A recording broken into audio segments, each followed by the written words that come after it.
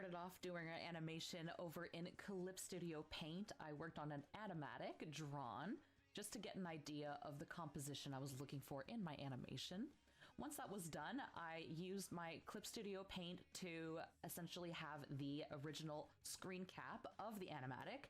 And from there, I would assemble the characters using custom sprites that I sprited myself in Clip Studio Paint as well, just to basically create the characters kind of similar to how a puppet would be created.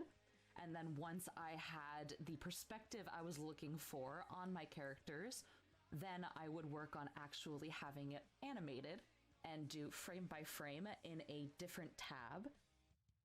I know MapleStory animation isn't usually done in Clip Studio Paint, but being an artist who uses Clip Studio Paint on the daily, this just made a lot more sense for me to be able to assemble my characters in Clip Studio Paint. So if you have a different program that would work better for you, absolutely go for it. However, for me, Clip Studio Paint really manages to hit all the check marks on my list of things that I needed to get done for this animation collab.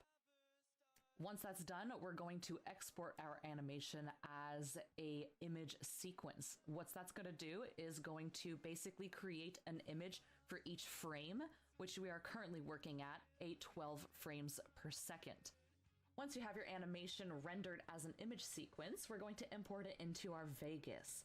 Select the first image of your sequence, check the open sequence box, and be sure to set your frame rate to the frame rate you're working on in your Clip Studio Paint animation. In our case, it was 12 frames per second. Now you have a single file with a transparent background of your animation to work with and move around as you please.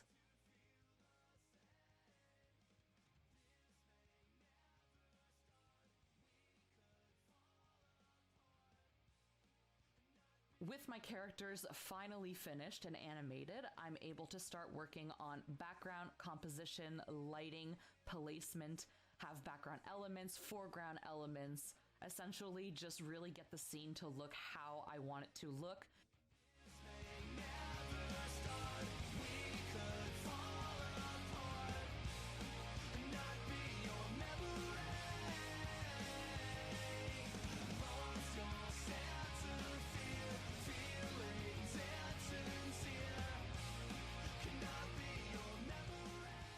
Thank you so much for watching my animation process, and be sure to check out the full memory collaboration over on Zircant's channel. Have a good one.